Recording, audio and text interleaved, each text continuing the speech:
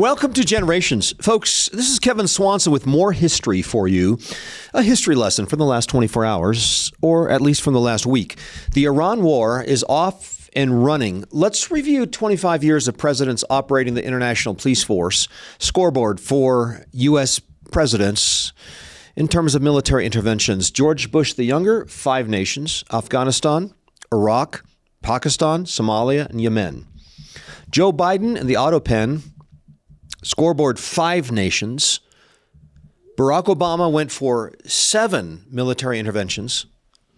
Donald Trump gets the award thus far, 10 nations: Afghanistan, Iran, Iraq, Libya, Nigeria, Pakistan, Somalia, Syria, Venezuela, and Yemen. That's 10 for 10 thus far. He's been at this for like a year, I think.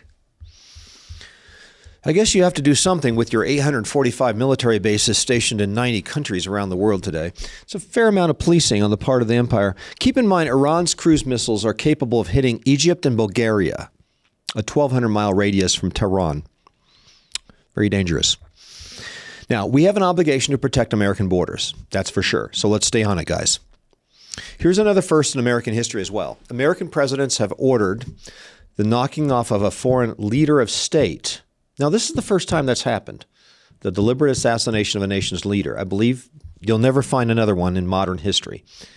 We have entered a new territory in the age of strongman politics and warcraft. Throughout history, you find the lives of kings often spared as the armies of the respective nations went after each other.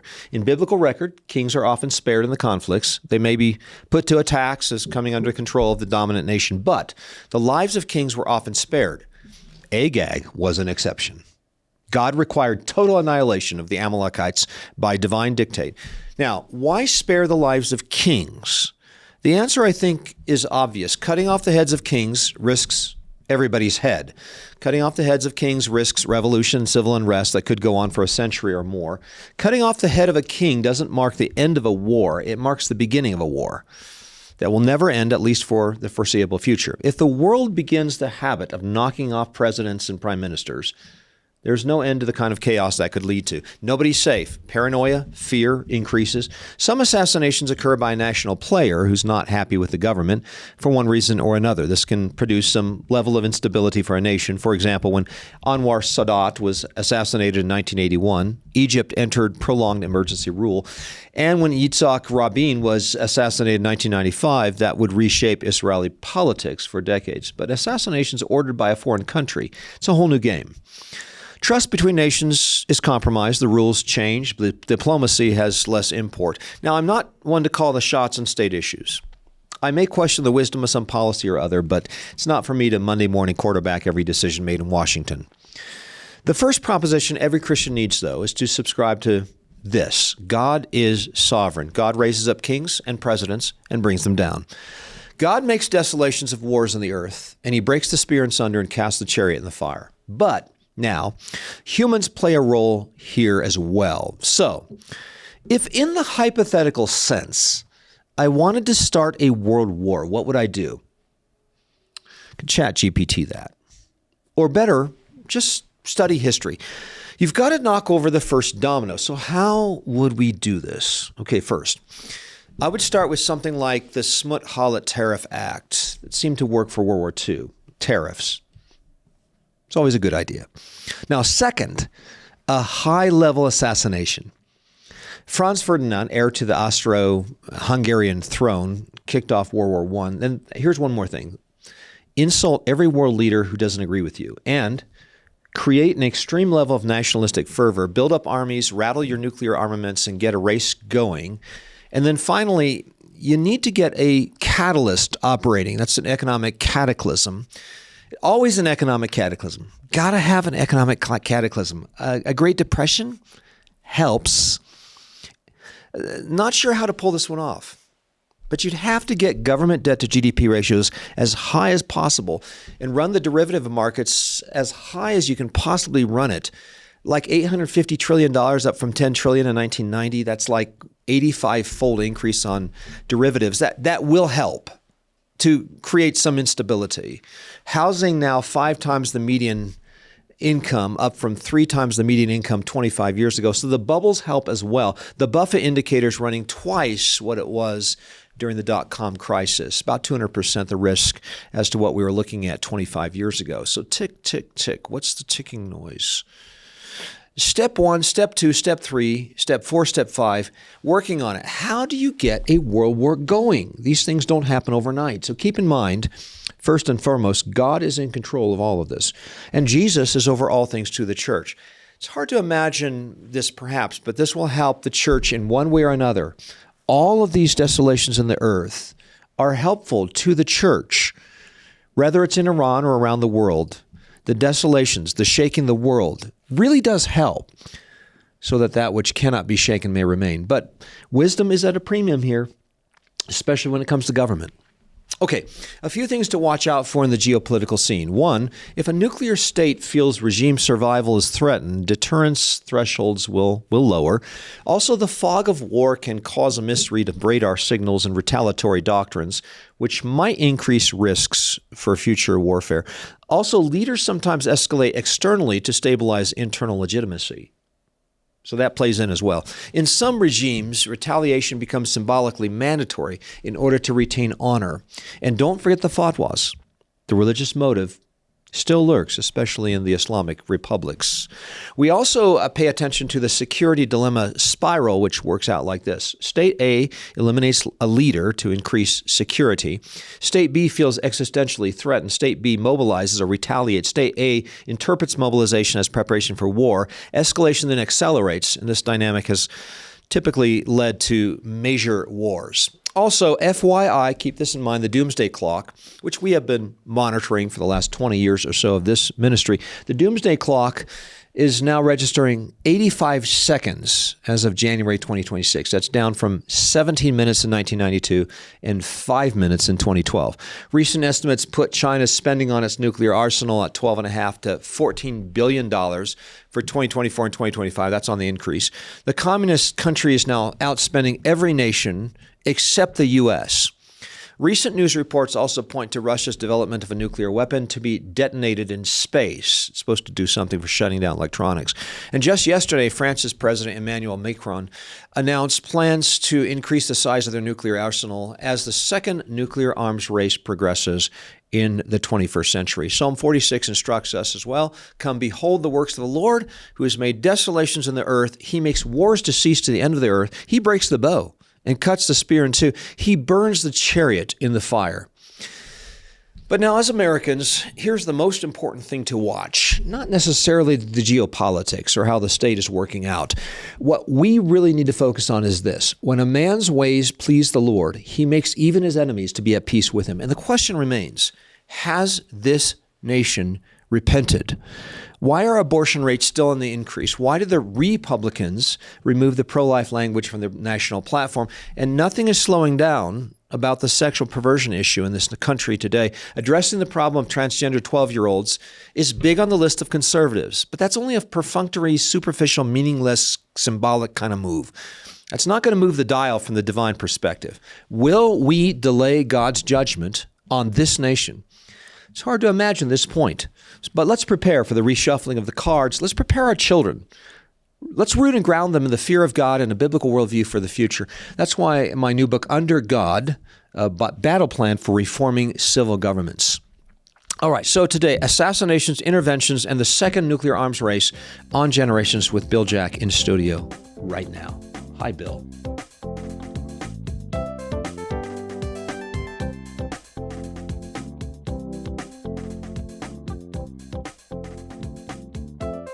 Bill, I have to say that as I was watching it on Saturday, and it turns out that, some of these wars are kicked off on Saturdays, which is convenient for me because then I can take a little extra time and revisit what's going on. So I hate to say it, but I'm something of a spectator. I think many of us are. And maybe that's a little bit of a sense where we don't really know what it's like to be in Tehran right now. Nevertheless, the president is pulling triggers. And I, as I said in the introduction, I don't want to be a Monday morning quarterback for a number of reasons. One is I don't really play football, and I don't play state issues. I don't have access to the intel. And so I caution people not to make immediate decisions as to whether or not this is a legitimate war or not. Now, I might have a 60% probability that it's not in my mind, but I'm not going to make a call on it. I mean, if you're a Monday morning quarterback, at least you have access to watching the game. You don't really have access to all the intel that's happening. Nor do you have access to the playbook. Yeah, exactly. Monday morning quarterbacks usually study the game, so they've had either experience as a player in the game, right, or they've studied it and they've coached.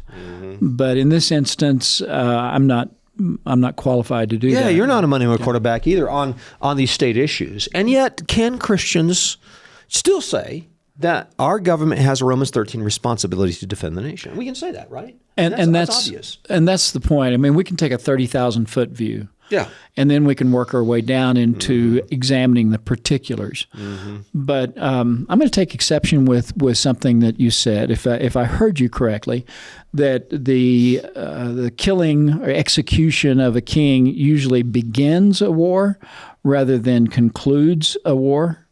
Because I was thinking I'm going to give 5 instances out of Scripture. Joshua 10:16 through 27, the 5 Amorite kings. Okay, Joshua led the Israelites in against a coalition of 5 Amorite kings who had attacked Gibeon, an ally of Israel. Okay, kings fled, hid in a cave at Makkedah, and he commanded the cave be sealed up. After the victory, he ordered the kings brought out, and he had the commanders put their feet on their necks and off with their heads. So, and I totally agree that God's mandate to take the Canaan, the promised land, was absolutely uniquely established by God. Right. In fact, he required the obliteration of man, woman, and child, and cattle, kings, and all the adults, all the kings, in order to bring his personal judgment upon the land of Canaan. But as I see that's an exception in history. Well, I'm going to go to Agag, king of the Amalekites. The same way. King Saul was commanded. Okay, you mentioned Agag. That was divinely required by God in that case, And then the kings of Midian in Numbers 31. Yeah, same issue, right? Kings of Midian, they were commanded by God to take vengeance on the Midianites for leading Israel into idolatry. But I think modern warfare is different. I think it's more subject to Deuteronomy 20 than it is to taking Deuteronomy 20 says the promised land.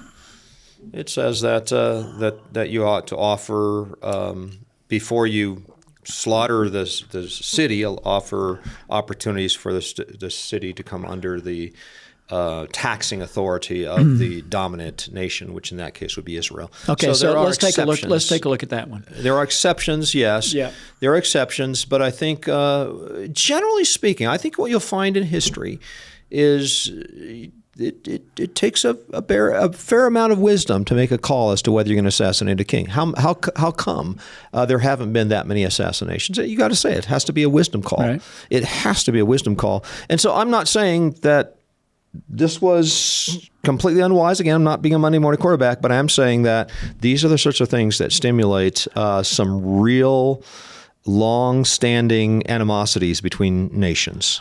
Well, there are several things I want to address on that, and that is there is a history of Iran, the current administration, since the fall of the Shah back in '79. There are many instances where Iran has been aggressive, has murdered American citizens, American military personnel, and we've slapped wrists. So there's an argument for this is the straw that broke the camel's back, and it is retribution. Yeah. Let's go back to the 2 final instances of kings that were executed. Zedekiah, last king of Judah. Nebuchadnezzar, despite the warnings from the prophet Jeremiah, Nebuchadnezzar besieged Jerusalem. Zedekiah attempted to flee, was captured. He ordered the execution of Zedekiah's sons before his eyes, and then Zedekiah's eyes were put out. He was taken in chains to Babylon. Okay, it's It was because he was... You have multiple instances in which Zedekiah, Manasseh's life were both saved by the king of Babylon. It's really interesting to me that generally it's the exception for the slaughter of the king himself. And then the kings of Canaan. Yeah. Okay. Yeah. And you have these instances. You have instances in which that happened, but it's a question of wisdom. It's a question of wisdom, whether or not to do it. I don't think it starts wars necessarily. I mean, there are cases. World War I was started by the assassination of the Archduke. But for the most part, this and here's another thought, and that is that these are not just political leaders. These were the religious leaders. Oh, I know. And I know. They are enemies of Christianity. Oh, I know they are. They are hostile to Christ. Oh, I know they are. And they make no bones about that. And so it's equivalent to the Crusades in some ways. That this is not just a toppling of a regime that seems to be hostile and has committed atrocities against our nation, but this is a moral and spiritual war. And that makes a lot of people nervous. Oh, I know it does. That makes a lot of people nervous. Probably one of the most significant moves we have seen in a long time in terms of statecraft. And you're correct that this could trigger the idea that we are backed into a corner. The Ayatollahs are saying we're backed into a corner. We're going to go out in a blaze of glory, and this is our fulfillment of bringing back, their Messiah, if you will. There was a book, and I've referred to it before, Why Civilizations Die and Why Islam is Dying Too. And in the book, he talks about how the birth rate in Iraq, Iran, in Muslim ruled countries is plummeting. The average Iranian woman of childbearing age grew up with like 7 siblings, but now she's only having 2 children. Oh, yeah. And so they see this as they're losing.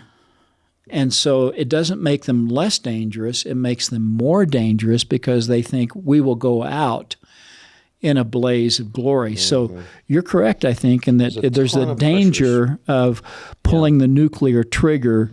There's a ton of pressures now upon the international scene. And again, I'm not making a call as to whether or not the President of the United States is doing the wrong or the right thing, but I am saying that the effect of this is destabilizing the world. And as wars always do. As they do. And the economic situation is extremely destabilizing as well. Now, let's talk about the United States interventions. The United States has intervened militarily or covertly 390 times since 1776. And we are a pretty big guy in the world. We're the biggest guy by a long shot. I think we're 4 to 5 to 6 times the military budget of, say, China. We actually are and the question becomes, should we be the world's policeman? Yeah, and how does it work out to reconstruct nations and provide stable, long-lasting governments? And this has been somewhat rare in some places around the world. You think of Japan or you think of Germany after World War II. America contributed to the rebuilding of these nations, and somewhat successfully. Right. But I think it had something to do with this the quality of the people involved. It's when you talk about banana republics and Islamic republics, I'm talking about Afghanistan, Libya, Somalia, Nicaragua, Iran, Iraq, Haiti, Lebanon, Syria. How would you like to run in there and tell them what to do? Here, let me rebuild your country for you. Go ahead, Bill. Yeah. Why don't you just head on out there? We'll get you a passport. And that was the mistake. We'll get you out there to rebuild these nations. Your response to that? What's your response to that? That's the mistake that George Bush made when he thought he could export democracy. He didn't understand, or he discounted the worldview of those people, of those nations. And you can't just overlay a democratic form of government onto a totalitarian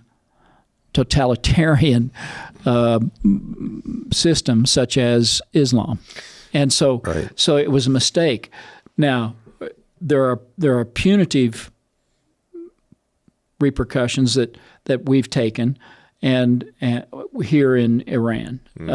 I'm thinking of Grenada. When Reagan invaded Grenada, we didn't go in and try to establish a new government.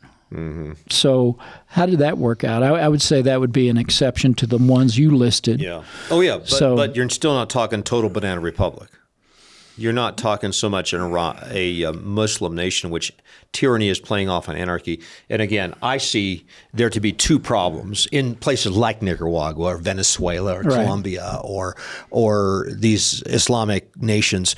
I would say the problem is tyranny, but tyranny that plays off on anarchy, and anarchy plays off on tyranny. Hence the terrorism, hence the instabilities that exist in our throughout the Islamic nations and throughout so many of these southern South American nations. And so here's the issue. The issue is that these nations, these Muslim nations, these pagan hellholes, they have not been properly discipled by the gospel of the Lord Jesus Christ. Some of them have been left to the Muslims, some to the Catholics, who did a very lousy job at this. And some to paganism. You take something like Brazil. Brazil's doing better. Argentina's doing better. But I think because Protestantism and evangelicalism actually made it there. Protestantism, evangelicalism has been almost a total failure in Venezuela. I mean, they've attempted. They're doing something. But they haven't made much progress. And consequently, you're looking at a fairly high degree of anarchy/tyranny in nations where there has been very poor implementation of gospel discipleship and the Great Commission. I would say for some reasons there are reasons. There are reasons for that. Yeah, there's an exception to that. You should be very familiar with this. And that is Japan. Japan after is an World War interesting II, right? They, because of their worldview at the time, which was that if you were defeated, then your enemy was superior, and you should mimic or imitate or adopt the policies of your enemy. And they did so on the industrial side, on the economic front. But we as a nation failed to rebuild Japan with the gospel. You were part of, your family was part of doing that. We sent very few missionaries over there because there was such a hostility that the churches here did not respond properly. And as a result, what is it, less than 1% of Japanese are Christians? Yeah. And as a result, we're seeing that there was a stability brought about by our rebuilding, but we didn't lay the foundation for long term. And I'm not sure. Yeah. Certainly economically, Japan is failing and has since the 1990s. Well, it is now, yeah. Probably the worst case nation in the world right now for economic problems. But because they lack a biblical worldview. There is something about the Eastern countries that I think were influenced by Christianity through the years. I think it's hard to identify exactly where, but there were instances in which they were influenced by the Christian faith. And historians were extremely influential in China and maybe even Korea. You can say early on, India the first as 6 well. or 7 or 8 centuries. We stopped the practice of sati in India. Yeah, and that would have been the 19th century. But even back into the 7th and 8th centuries, Nestorian Christianity made it across. And I deal with that in preparing the world for Jesus. So because I think that's a data point. To the extent that the Japanese have been influenced by the West, and they've been influenced, I think, by the Judeo-Christian ethic. I'd say the Protestant work all ethic. the way back, and even the Protestant ethic post 17th century or post 19th century, really, because Protestantism didn't make it there till after Perry. Yeah. So, and the fact that the Japanese are good at copying. They're very good at copying. Because of their worldview. Because, and because of the influence of Protestant America since the 1940s, 1950s. So, America has been somewhat successful in some nations, not so successful in others. I do think the gospel is critical, though. How in the world are you going to see nations like Iran or Iraq stabilized with decent government? I don't think it's just imposing democratic socialist ideals, humanistic ideals. Just get more Hollywood into Iran. Maybe that will fix them. I think it's got to be the gospel of Jesus Christ. Yes. What happens is when we are at war, we do drop bombs, we do send in weaponry, but we need to follow it after the cessation of hostility with dropping the gospel. We need to drop the leaflets of the Bible everywhere in the culture. We need to send missionaries in. And that is...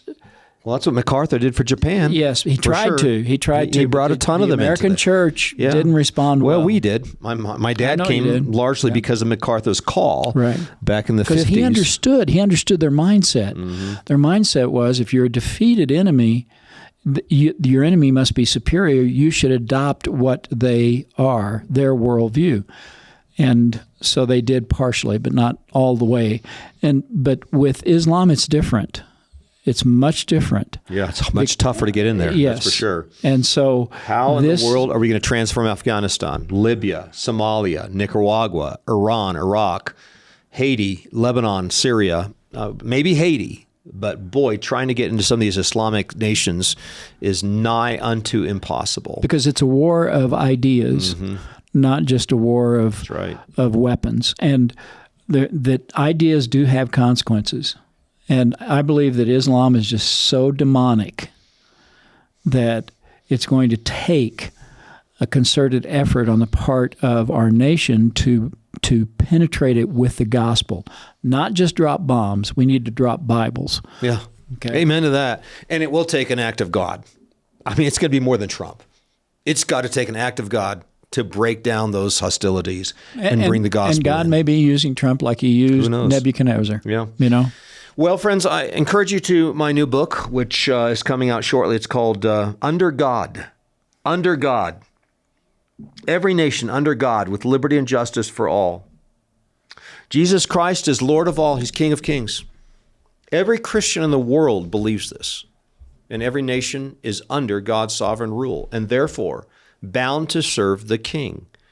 Every civil ruler in the world should kiss the Son, lest they perish from the way. That's Psalm 2. Here at the end of the secular age, when humanism and its political derivatives of socialism and communism have proven miserable failures, where will the nations go from here? After the bankrupted economic theories of Marx and Keynes have finished their ruinous course, and after the revolutions and world wars have scorched the whole earth, what comes next? The last 2 centuries have played out more iterations of the Lord Christ bringing his enemies under his footstool. Now, once more, Christians in every country on earth are called to be the salt of the earth. So what's the agenda? Well, my book, Under God, contains a comprehensive battlefield manual intended for instructing and equipping God's people for full-bore engagement in order to reform the political state in America, yes, but every nation on earth. This handbook is intended to apply the Word of God, the Scriptures of the Old and New Testaments, to equip the man, woman, and all children of God for every good work in the realm of the civil state.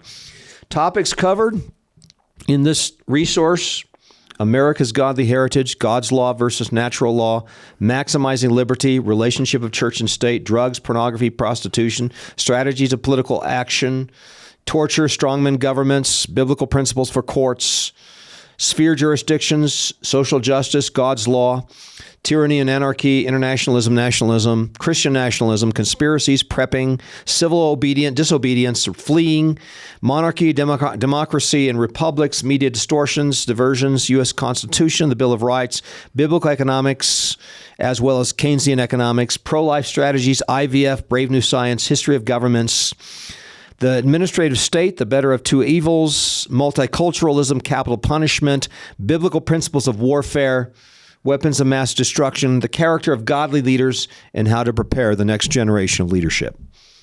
That, my friends, is a new book that's coming out just a month from now. It's called Under God, soon to be available at generations.org. This is Kevin Swanson and Bill Jack inviting you back again next time as we continue to lay down a vision for the next generation. This has been a production of the Generations Media Network. For more information, go to generations.org/media.